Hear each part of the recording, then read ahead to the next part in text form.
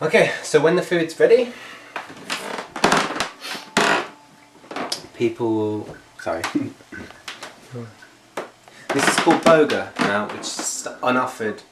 It's full of sin basically, because even though these are vegetables, the one being killed, some of them, and two being stolen, and you can't even manifest a penny into your hand.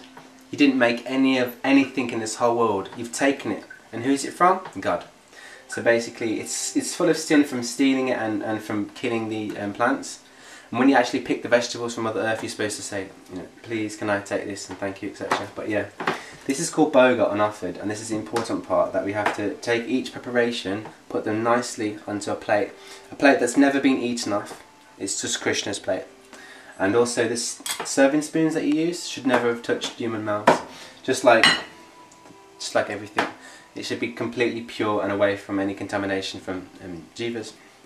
Okay, so first we'll put some of the rainbow rice on. This is the actual white rice. It's gone like fluffy, which is because I probably used too much water. But some people prefer it like that, but I don't. I like it when it's all just simple and running apart and like this kind of rice. I put some of the herbs on it as well. I think it was just watercress actually. So yeah, you can touch it with your hands. There's no problem because they're clean. Then once you've done that, the white rice basically is to complement the chili. Just put some chili onto the plate, which was aubergine, potatoes, and kidney beans. Yeah, in a tomato sauce with some coconut and spices and stuff. No, run that in. It's actually quite a lot of preparations. So, and then grab some of the Mediterranean stir fry. So, you can have condiments etc. on this, but don't put onion and garlic condiments. Anything that's got onion and garlic in, which is most things, don't put them in next to the Krishna's food because they're actually synonymous with animal and cow. This is tardik. Tardik. This is the crispy rice. Just put a little bit for Krishna there. Nice. And then the salad, which I like to have with everything because you're supposed to have all different tastes, like sour, bitter, astringent, etc. in every meal. And sour is from the lemons, obviously, and if you've got celery, that's astringent.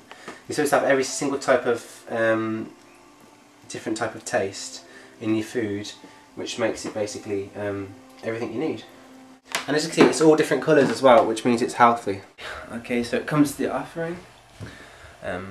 I just made the melody to offer to the Panchatattva, which take away offences. Shri Krishna Chaitanya Prabhu Nityananda Shri Advaita Shri Gadadhara Shri Vasudeva Gaura Bhaktivinoda, please take away my offenses. Jai Shri Krishna Chaitanya Prabhu Nityananda Shri Advaita Shri Gadadhara Shivasare Gaura Bhakta Vrinda, please take away my offensive. When you're doing the offering, you offer it through your own guru. In my case, Srila Narayan Maharaj, my beautiful Gurudev.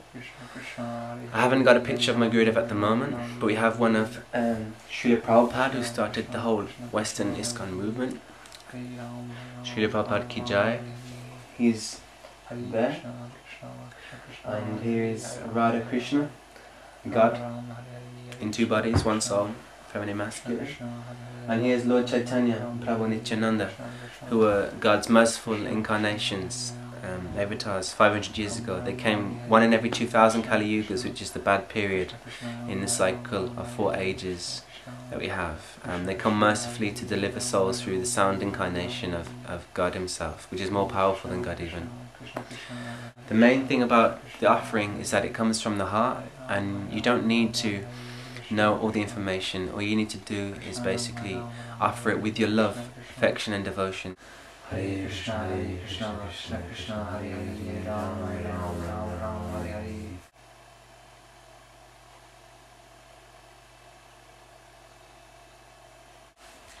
Okay, once you've asked your guru to give the preparation to Krishna and ask Krishna to please accept it, it's good to leave the room and just leave it, close the door, and let Krishna accept it. So that's the next step. Okay, so basically the foods, hopefully Krishna's accepted it. You just knock the door to let him know you're about to come in.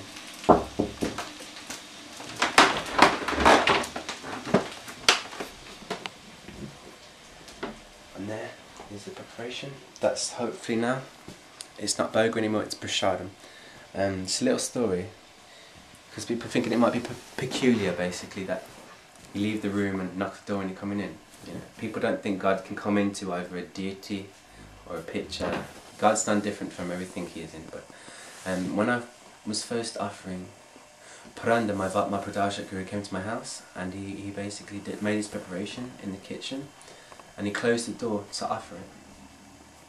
And my mum was like, it seems odd, and even myself was like, oh, okay. But when he opened the door, he knocked on the door to say, Krishna, I'm coming.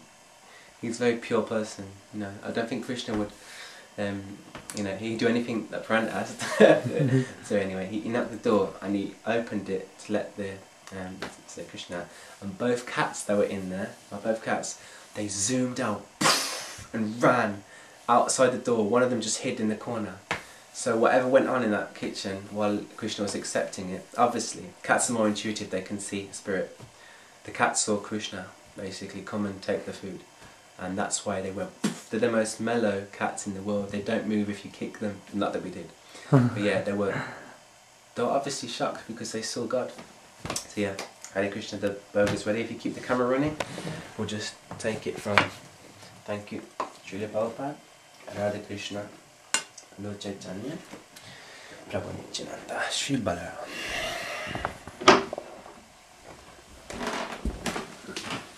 What you do then basically is, for the preparations, if you add them back to the ones they came from, then that means all of the preparation in the basic parts all becomes prasadam. Basically, got Krishna's plate. The first thing you must do is clean his plate straight away. So just wash and clean his plate. If you're feeling good, you should be, hopefully. Just as it's there, just make a prayer, basically, to thank Krishna, thank you Guru, and just honour the prasadam, because it really is not just food now, it's actually Krishna's remnants. And the reason people use their hands to eat is because it's the first part of digestion, second I should say. When we first see and smell the food, I suppose that's the first part. Then we touch it. Whatever we touch, the texture of it indicates to our stomach which how big it is, what texture, how many gastric juices to release. So touching the food is the first part of digestion, but also honouring it. Krishna's touched this, so you touch it. Once you major offering, eat it, and actually it's part of a meditation process. It's like a yoga. So it's actually better to stay silent as you eat, because you're thinking about Krishna more than talking mundanely or even Krishna consciously. It's better to just meditate. They actually say a Brahmin uses just his fingertips. The Kshatriya uses the middle bit. Is it Sudra? Next one uses the whole hand. I use usually like a Kshatriya. With the thumb and forefinger. You're Brahmin. I use Kshatriya.